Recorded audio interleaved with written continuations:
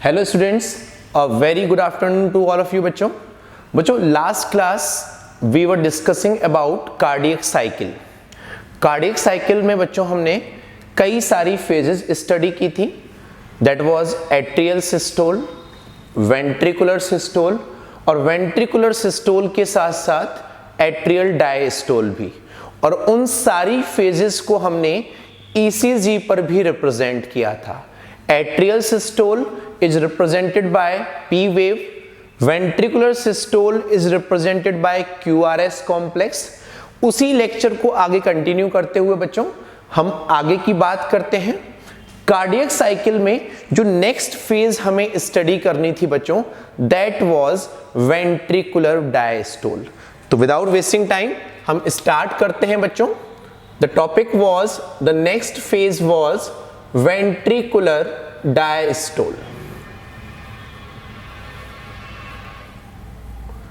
बच्चों last class की तरह सबसे पहले हम ड्रॉ करते हैं अपने चैम्बर्स को हार्ट के। Left auricle, left ventricle,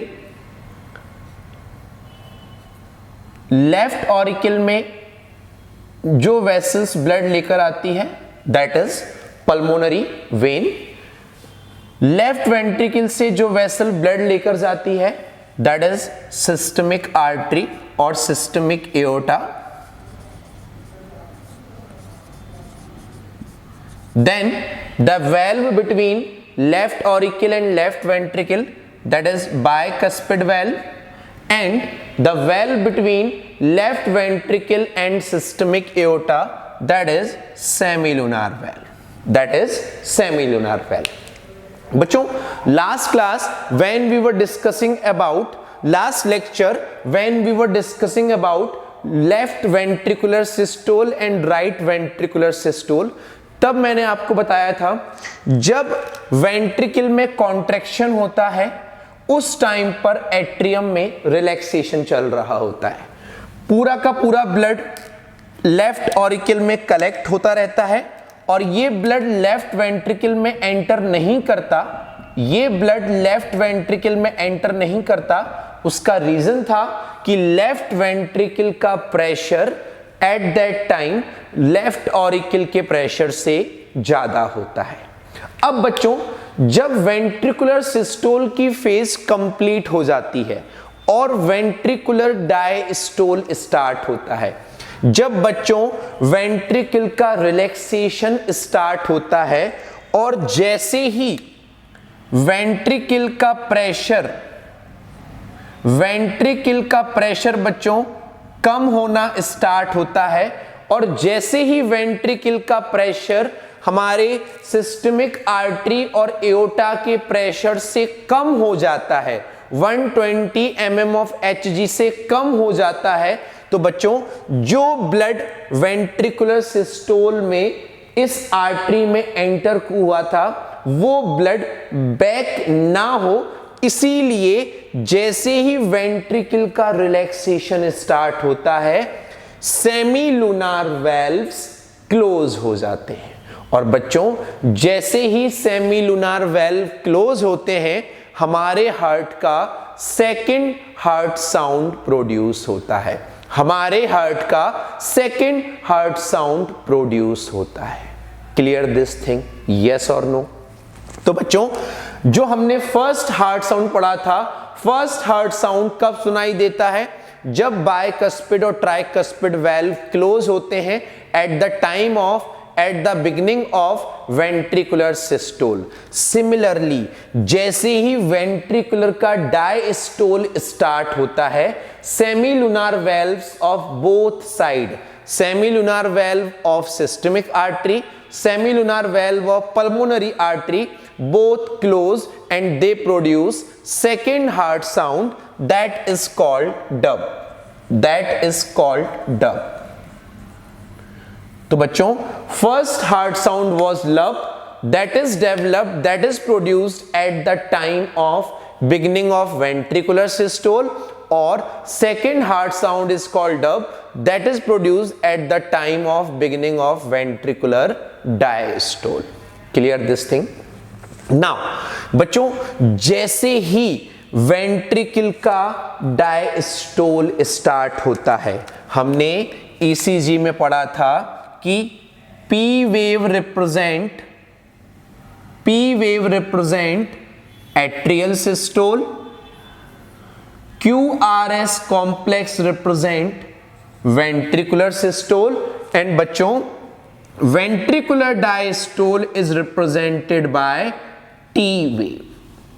Ventricular diastole is represented by T wave. So this is the indication of different waves of ECG. What P wave represent? P wave represent atrial systole. QRS complex represent ventricular systole,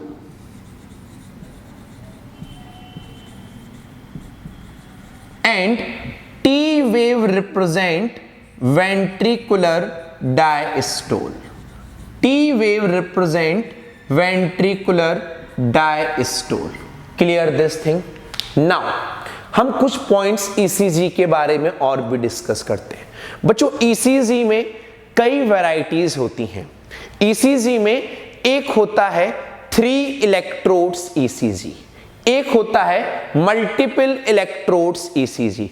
जो 3 electrodes ECG होते हैं उसमें से 2 electrodes को हम right और left wrist में लगाते हैं और एक इलेक्ट्रोड को हम लेफ्ट एंकल में लगाते हैं।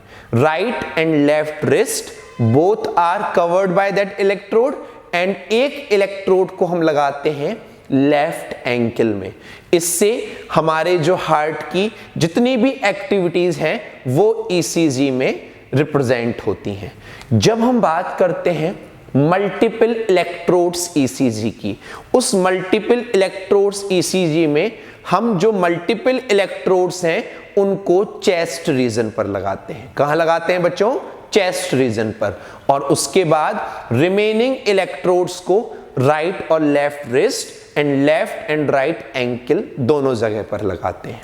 तो मल्टीपल इलेक्ट्रोड्स जो होते हैं, मल्टीपल इलेक्ट्रोड ईसीजी होता है, वो यूज होता है जब हमें हार्ट की फंक्शनिंग को डिटेल में स्टडी करना है कि if there is any problem in atrial systole, atrial diastole, ventricular systole, ventricular diastole, और जब हम 3 लीड इलेक्ट्रोड ईसीजी यूज करते हैं तो वहां पर हम हार्ट की सुपरफिशियल एक्टिविटीज को कलेक्ट करते हैं कि हार्ट प्रॉपर ब्लड पंप कर रहा है, हार्ट में प्रॉपर हार्ट बीट हो रही है कि नहीं हो रही है। Clear this thing? So this one was about ECG. हम अपने टॉपिक पर लौट के आते हैं। बच्चों जैसे जैसे वेंट्रिकल का रिलैक्सेशन स्टार्ट होता है, जैसे जैसे वेंट्रिकल का रिलैक्सेशन स्टार्ट होता है, वेंट्रिकल के चैम्बर का प्रेशर कम होता जाता है और एक स्टेज आती है जब वेंट्रिकल एंड ऑरिकल दोनों रिलैक्स कंडीशन में होते हैं। एक स्टेज आती है जब वेंट्रिकल एंड ऑरिकल दोनों ही रिलैक्स कंडीशन में होते हैं और उस फेज को बच्चों हम नाम देते हैं जॉइंट डायस्टोल। उस फेज को हम नाम देते हैं बच्चों जॉइंट डायस्टोल। और बच्चों इस फेज में एक इंपॉर्टेंट फिनोमेना होता है, देखना ध्यान से बच्चों। जैसे ही दोनों चैम्बर्स रिलैक्स कंडीशन में आ जाते हैं तो जो ब्लड लेफ्ट और राइट ऑरिकल में कलेक्ट हो रहा था ड्यूरिंग एट्रियल डायस्टोल, वो पूरा का पूरा ब्लड अपने ही प्रेशर से, अपने ही ब्लड के प्रेशर से डायरेक्ट लेफ्ट ऑरिकल से लेफ्ट वेंट्रिकल में एंटर करता है और राइट ऑरिकल से राइट वेंट्रिकल में एंटर करता है। And at this time 70% of blood enter into left and right ventricle. कितना बच्चों? Maximum two maximum.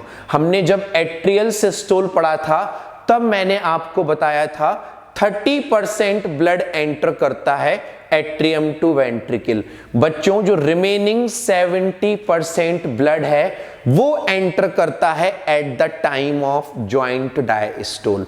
इसीलिए किसी भी बुक में जब कार्डियक साइकिल का जिक्र होता है तो वो जॉइंट डायस्टोल से स्टार्ट करते हैं कि जब जॉइंट डायस्टोल होगा तो 70% ब्लड एंटर करेगा। और बच्चों joint diastole as we have studied earlier in cardiac cycle, joint diastole के बाद फिर से क्या आएगी, एट्रियल सिस्टोल। तो जॉइंट डायस्टोल से 70% ब्लड आया, फिर होगा एट्रियल सिस्टोल जिससे 30% ब्लड आएगा, टोटल कितना हो जाएगा 100%। टोटल कितना हो जाएगा बच्चों 100%। सो गाइज जॉइंट डायस्टोल वो फेज है जिस टाइम पर most amount of blood which is collected in respective auricles that enter into respective ventricles. And guys अभी तक आपने सिर्फ 2 हार्ट साउंड के बारे में पढ़ा है।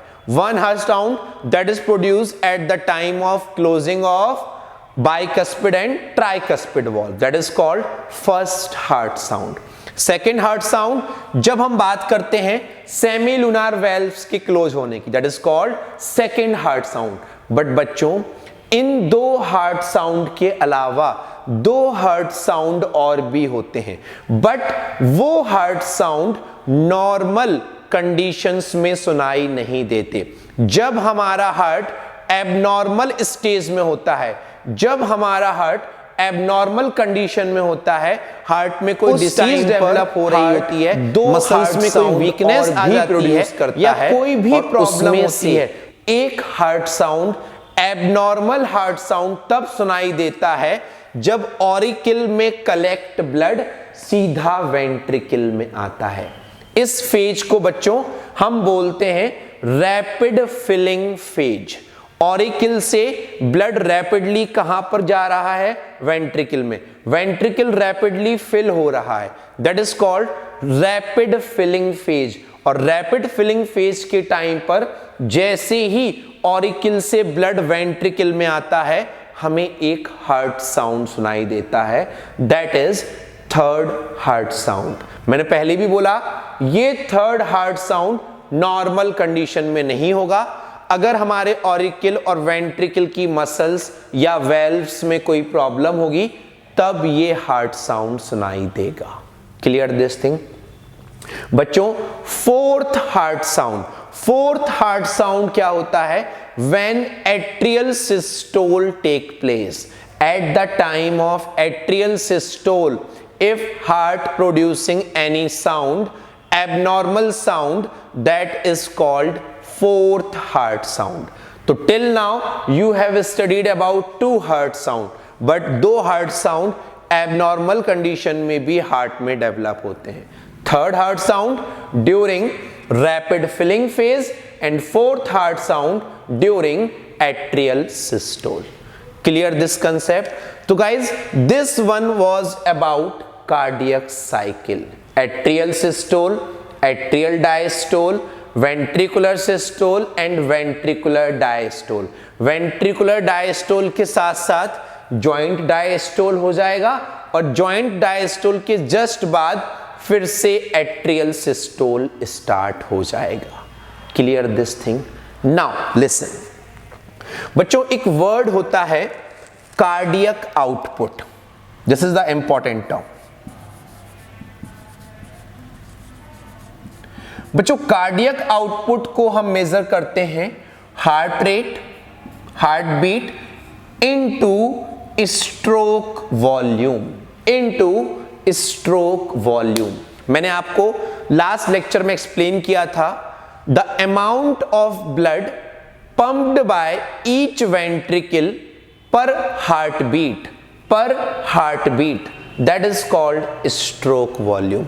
बच्चों वेंट्रिकल से एक हार्ट बीट में जितना ब्लड निकलता है that is called stroke volume. और स्ट्रोक वॉल्यूम होता है 70 ml। कितना होता है बच्चों? 70 ml। और हमारी हार्ट बीट कितनी होती है, हार्ट रेट 72 पर मिनट। और बच्चों अगर हम हार्ट रेट को स्ट्रोक वॉल्यूम से मल्टीप्लाई करते हैं तो what we will get, cardiac output. और बच्चों कार्डियक आउटपुट की जो रेंज आती है दैट इज अराउंड 5000 मिलीलीटर और we can say 5 litre. And how will you define cardiac output? देखो बच्चों, स्ट्रोक वॉल्यूम था वेंट्रिकल से पर बीट कितना ब्लड निकलता है। अब हमने पर बीट की जगह ले लिया 72 बीट्स। 72 बीट्स कितने मिनट में होती हैं? 60 सेकेंड्स, दैट मीन्स 1 मिनट में। तो in 1 minute the amount of blood pumped by ventricle, 1 minute में वेंट्रिकल्स कितना ब्लड पंप करते हैं, that is called cardiac output. That is called cardiac output. Clear this thing? yes or no? Okay, so what is cardiac output? The amount of blood pumped by ventricle per minute. That means हमारे heart से 1 minute में 5 litre blood पूरी body में circulate हो जाता है। And guys one interesting point you should know here, जब हम बात करते हैं एथलीट्स की, athletes Usain Bolt, athletes Messi, athletes, जब हम बात करते हैं रोनाल्डो की, बच्चों इनकी पावर, जब हम बात करते हैं विराट कोहली की, जब हम बात करते हैं महेंद्र सिंह धोनी की, जब ये एक प्रॉपर वर्क कर रहे होते हैं, एक प्रॉपर फील्ड में रेस कर रहे हैं, फुटबॉल खेल रहे हैं, क्रिकेट खेल रहे हैं, तो वहां पर उनका हार्ट रेट, उनका स्ट्रोक वॉल्यूम सब कुछ हाई होता है। और उस टाइम पर बच्चों कार्डियक आउटपुट की रेंज भी बढ़ जाती है। अगर हम एथलीट्स की बात करें तो एथलीट्स में कार्डियक आउटपुट की रेंज 5 लीटर से बढ़कर 15 लीटर, 20 लीटर, 25 लीटर तक भी पहुंच जाती है, because they have to get proper supply of oxygen. They have to get proper supply of oxygen, और ऑक्सीजन तभी मिलेगी जब ब्लड बार बार सर्कुलेट होगा, और जितना अमाउंट ऑफ ब्लड सर्कुलेट होगा that is called cardiac output. So guys this one was about cardiac cycle. Cardiac cycle की ही सारी फिनोमेना हम ईसीजी पर रिप्रेजेंट करते हैं, और cardiac cycle is also started by functioning of SA node, AV node, bundle of His and Purkinje fibers. So this one was about completely about cardiac cycle. If you guys have any doubt about any session, you can ask. Clear? Thank you.